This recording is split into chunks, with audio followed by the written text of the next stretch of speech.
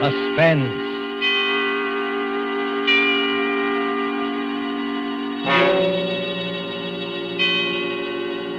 This is the Man in Black, here again to introduce Columbia's program, Suspense.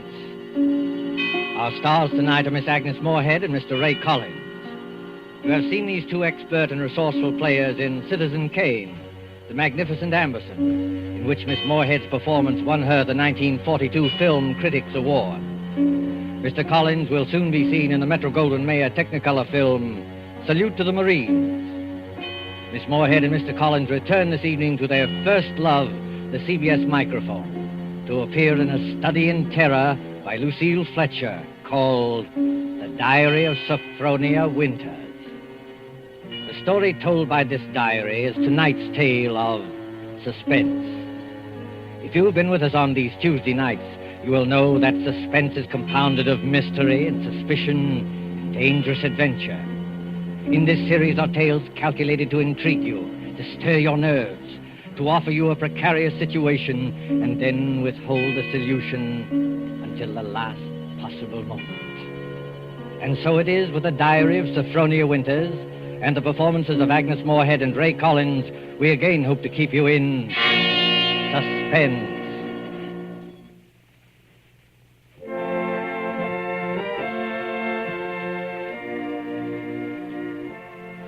February 1st, St. Petersburg, Florida. I, Sophronia Winters, have hereby begun this diary because on this date I feel for the first time that I've begun to live. Diaries are no good unless one has thrilling experiences. For 40 years, I've never had what could really be called a thrilling experience. But Papa's death has changed everything. Here I am in beautiful St. Petersburg with everything to start life anew, money in my purse, 2 suitcases full of new clothes, and a gorgeous new permanent wave. And Florida is really the land of romance. It doesn't matter whether you're 17 or 70. There are parties and dances and bingo games and flirtations for all. My landlady, in fact, tells me that people often become engaged and even married to perfect strangers overnight. I'm still shy, of course, but just the same, it's such fun and so thrilling to think one's fate may be just around the corner.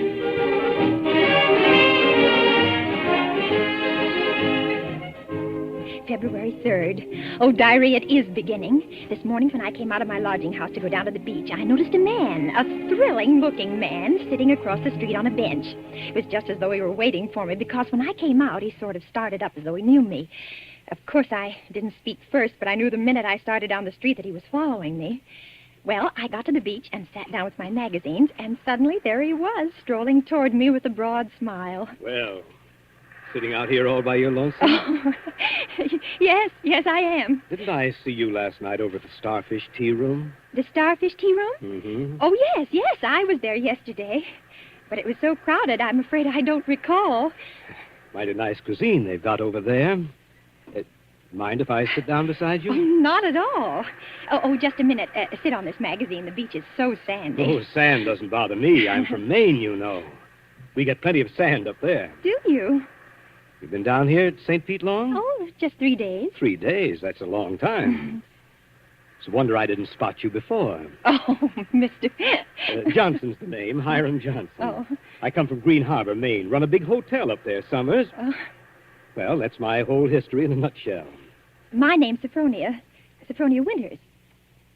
Sophronia? Uh-huh. Well, you know, that's quite a coincidence. My sister-in-law's name was Sophronia. Oh? Sophronia Johnson. You ever heard of her? She looked quite a bit like you, too. Sophronia Johnson? No, I'm afraid I haven't. Who was she? Someone very famous? I'm so ignorant about these things. Oh, that's all right. Say, look at that sun, will you? I'd say it was pretty nearly time for lunch. And Diary, darling, he is wonderful. Strong and kind, warm-hearted, so generous. I don't want to be like the other silly women in this town, but Hiram is different. There's something almost poetic about him, something sad and deep. You know, Sophronia, it's kind of mysterious, us finding that 9-point starfish on the beach together. My sister-in-law, Sophronia, used to collect 9-point starfishes. And to think your name, Sophronia, and you find a 9-point starfish with me. Well, it kind of draws us together, eh? Huh? What do you think? As though I know him completely. As though I'd known him all my life. My landlady says it's foolish. But look at Romeo and Juliet. Weren't they foolish? What's the good of waiting, Sophronia? I've got to be back at the hotel in a week. We may never see each other again. Oh, Hiram, don't say that. I couldn't bear it. Then let's do it right away. Tomorrow? There's a parson out on Coral Avenue who'll do the job for us. We can take a nice moonlight drive out to the alligator farm afterward, have a nice shore dinner, then climb on board the Orange Blossom tomorrow night from Maine. Oh. Just think of Maine. The big dark pine woods, the sand, the bay. The two of us alone together. The two of us alone together.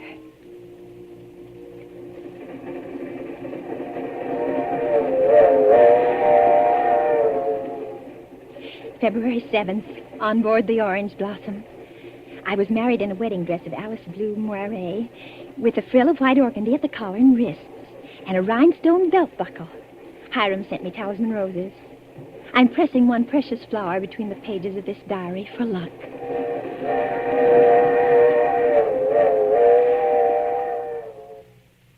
See it beyond this bend in a couple of minutes.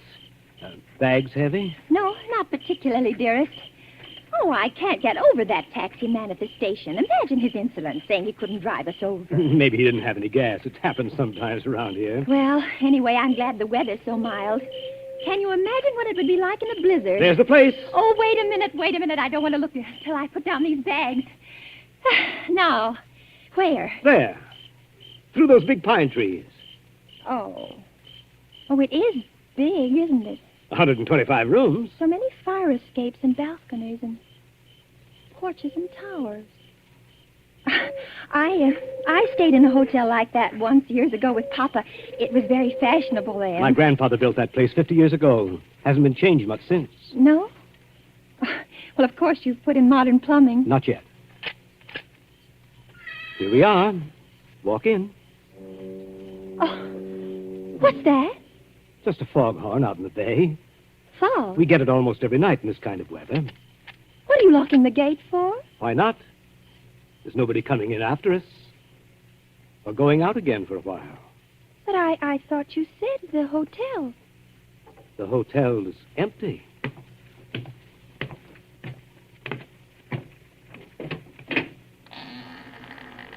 Hiram. What is it now? Hiram, darling, I know it sounds silly, but let's not go in there tonight. Let's wait until morning. Why? Oh, just because it's so dark and empty. There's not a light in the whole place, and no one's expecting us. What do we eat? Where will we sleep? Let's stay in the village just for tonight. I've got things to eat and a place to sleep. Come on. Oh, my arm! Hiram! Do you remember my telling you down in Florida about my sister-in-law, Sophronia? Well, that's her over there on the wall. Take a look at her. Hiram, you hurt me. Oh, well, this glass is very dusty. She must have died many years ago. But her face is sweet, very sweet. And her eyes, there's something very sad and wistful about her eyes. She was a murderess. She was hanged in Portland 25 years ago for the murder of my brother Ephraim, here in the lobby of this hotel. She murdered him in cold blood with an axe. That fire axe hanging over there on the wall. Hiram. It was a summer day. There were guests sitting out on the front porch in the rockers. It was just after lunch. My brother Ephraim was sitting at the desk counting his loose change. My mother was crocheting in that old wicker rocking chair. Sophronia came downstairs, humming a hymn. Oh, don't, Hiram. Please don't tell me any more. Why not? Well, it makes me nervous to hear it like this in this big shadowy lobby. And your eyes, Hiram. Your eyes. Hiram, you're acting so strange. Hiram, what's the matter with you, dear? I know it was a terrible tragedy, but it happened 25 years ago. Don't touch me, Sophronia. Don't touch you. Do you remember what I said to you in Florida? What did you say? Well, You said a million sweet and wonderful things to me, Hiram. I said you resembled my dead sister-in-law. Look at her again. Look at her closely. Sophronia. But why? Oh, no, I can't. It's too horrible. I can't look at her face with any pleasure now, knowing she was a murderess. You're afraid to look at it? No, I'm not afraid. Hiram, please, my arm. Well, very well. I'll look. Now, stand there quietly, like that. Take off your glasses. That's all I wanted to see. That's all I wanted to see.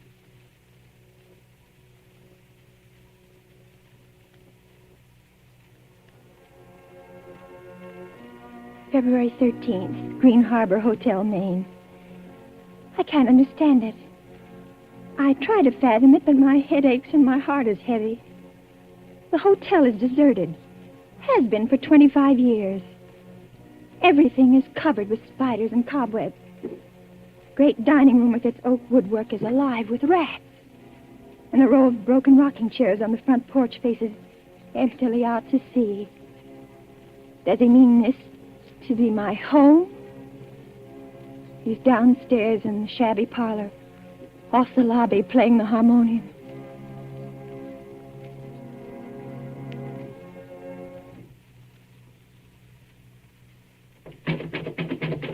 Sophronia.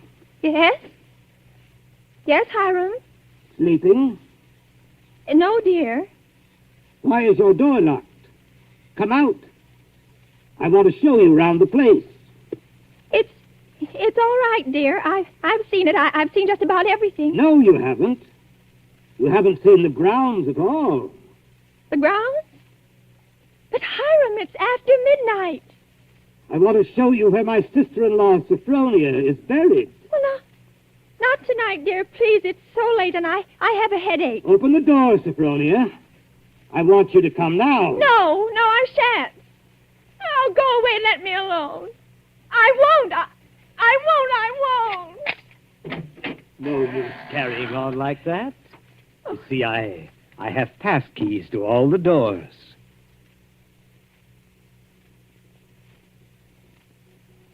See, Sophronia. Beyond, where those 4 birches are standing, is where my sister-in-law, Sophronia, was laid away 25 years ago.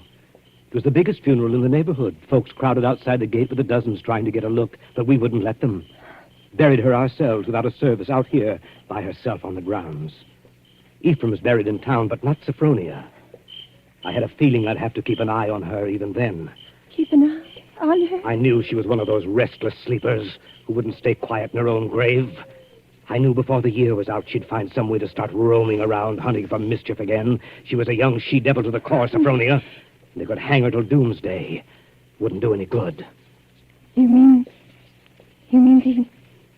you think she haunts this hotel? No, not this hotel. She never had any use for it, alive or dead. No. She makes for the warmer climates. She was always a cold-blooded little fish, freezing and shivering all the time. It's places like California and Texas and Florida she makes for. Florida? Yes, that's one of her favorite haunts, particularly around St. Pete. She likes the flowers and the sun and the romance. Hiram, I feel cold. Do you mind if I go inside Just now? a minute. I haven't explained everything. You think I'm crazy, I guess. Crazy. But I'm a lot smarter than some people give me credit for. Because, you see, I have found her now. 3 times. Do you see that grove of birches over there? Under every one of them's a grave. I found her wandering the earth in disguise 3 times. And I've killed her 3 times. It still doesn't do any good. She's still restless. You mean you've killed 3 different women? So now I keep another open grave to remind her. It's waiting now. Would you like to see it, Sophronia? No, Hiram. No, please, Are you afraid to see it, Sophronia? No, say that you think, just because my name happens to be Sophronia, and that I look a little like... Think what, Sophronia? Nothing.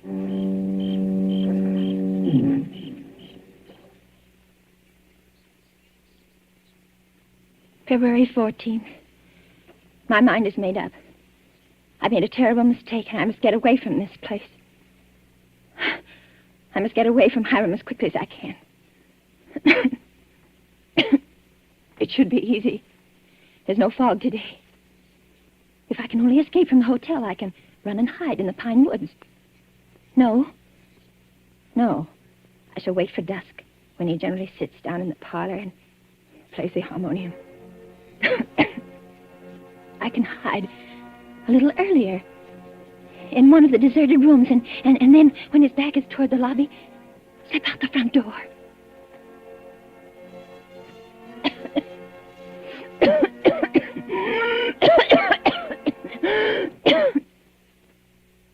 Sophronia? Sophronia?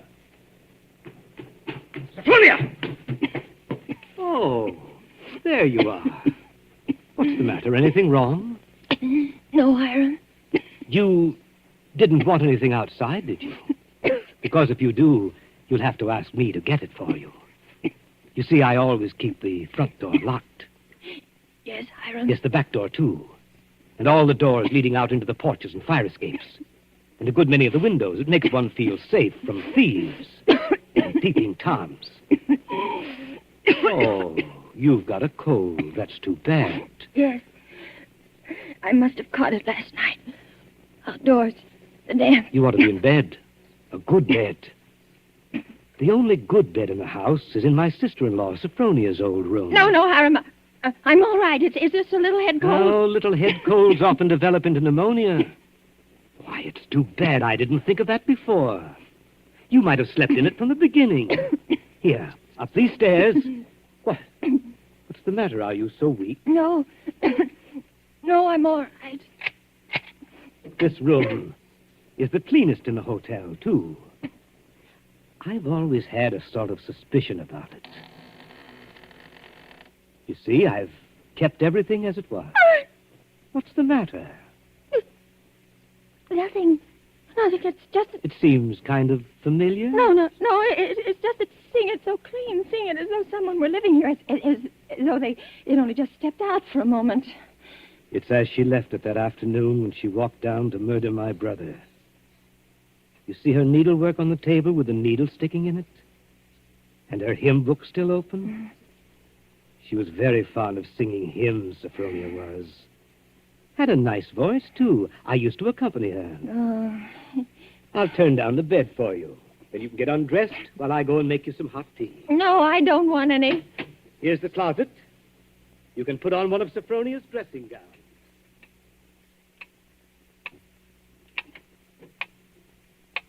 Diary, I'm beside myself. I shall go mad. 2 hours have passed since he locked the door upon me. Night's fallen and I'm alone. Alone in this horrible room with its hideous little mementos of death.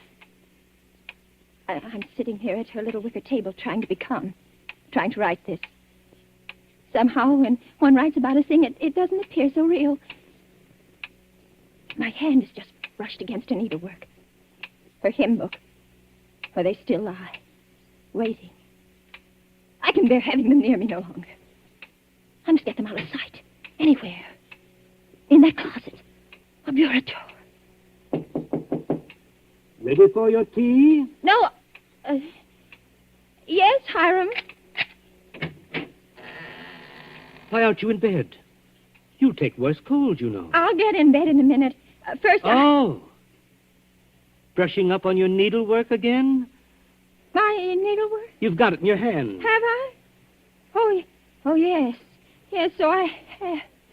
But I wasn't working on it, Hiram. I swear I wasn't. I've never done a stitch of needlework in my whole life. I don't know one embroidery stitch from another. Let me show you. Look, I don't even know how to hold the needle. Get into bed, Sophronia. You're feverish. Before we go on, Hiram, before you go on thinking, we've got to have an understanding. You've got to let me explain. I was born in 1892 in Kalamazoo, Michigan. My name is Sophronia, that's true, but they name lots of people Sophronia. I was named for my grandmother. She had just died. No, you've got to listen to me. I've lived in Kalamazoo all my life. If you'd only just write a letter or send a wire. Well, I've never heard of Green Harbor in my whole life. I never went anywhere. For almost 10 years, I stayed home day in and day out nursing Papa. He had a stroke. I wasn't out of the house. It was the red brick house with the green shutters.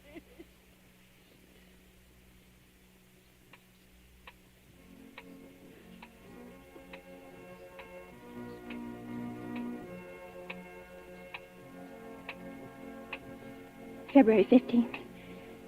Now I live only from moment to moment, listening to each creak upon the stairs. I've been in bed all day. It's night now. The foghorn has begun to blow again.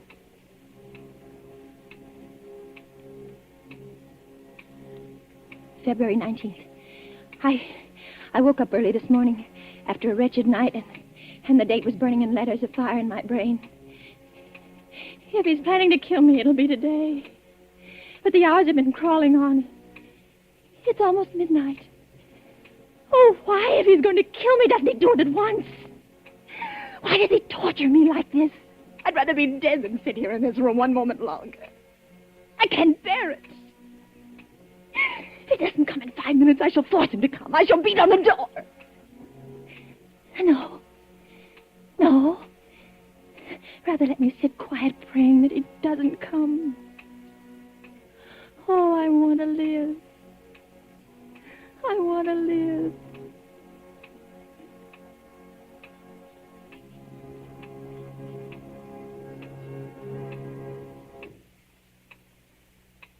Sophronia! It's come. Sophronia! Come downstairs. I want you to sing me a hymn. Sing? He never asked me to sing for him before. But she sang. I can't sing, dear. I told you that long ago. Did you? Well, I'd forgotten. And besides, how can I come downstairs when my door's locked? It's unlocked. Try it. Unlocked? Oh, no. How could it be? Oh, it is, and I never knew it. I never knew it. Coming? He unlocked it. Sometime while I was just sitting. Oh, why didn't I try a few more times? Why did I just sit there assuming? No, he'd have caught me anyway. He'd have known. But I might... Oh, now it's too late. He's going to kill me. Sophronia! Yes, Hiram. I'm coming.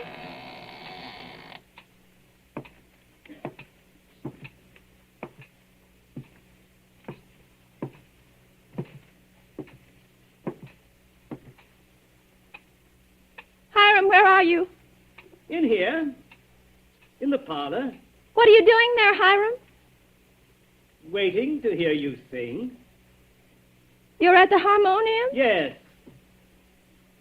All right. I'll sing. I haven't sung in years, but I might as well.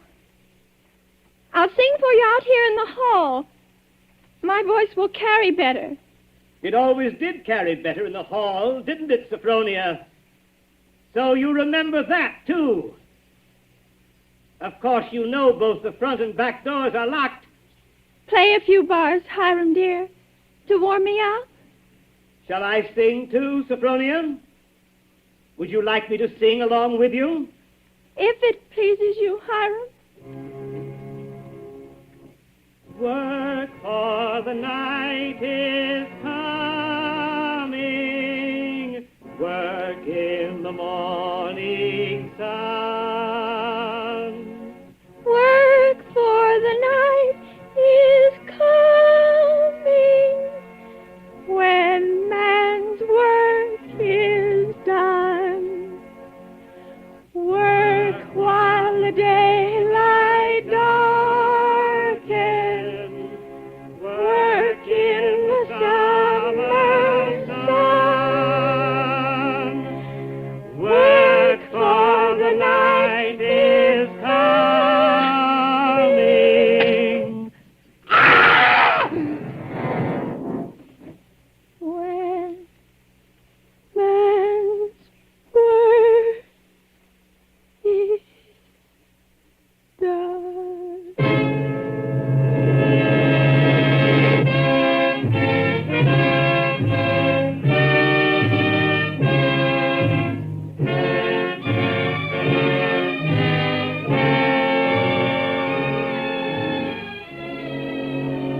There's only one more page.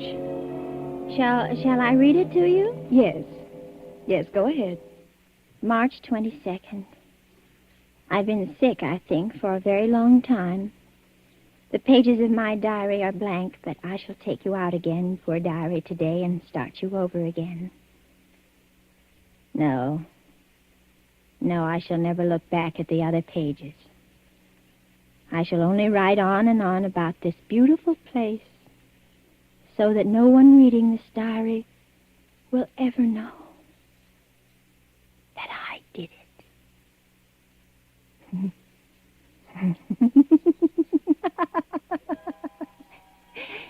But I did do it, diary. I was smarter than he. When I opened that door at the head of the stairs and heard the music, when I saw the fire axe still hanging on the wall. Oh, I was so cautious. So terribly cautious. I tiptoed like a little mouse, even as I sang the hymn into that room where he was playing. But I was clever, so much cleverer than he. I kept on singing. And now I'm free. Free as a bird. I'm free and he shall never catch me now, not this time or ever again, because he's dead. Isn't he, Nurse? Nurse, isn't my dear brother-in-law, Hiram, really dead? Yes, miss, he's dead. And now I'll thank you to hand me that diary. The doctor doesn't approve of the patient's writing anything.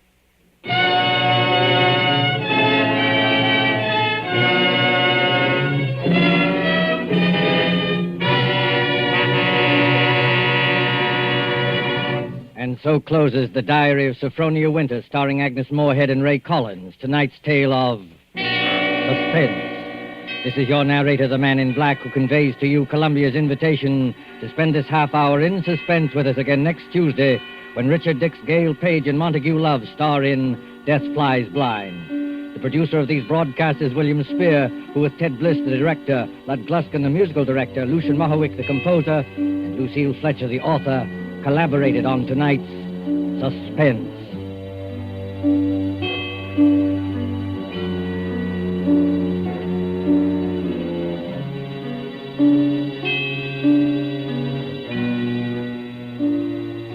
This is the Columbia Broadcasting System.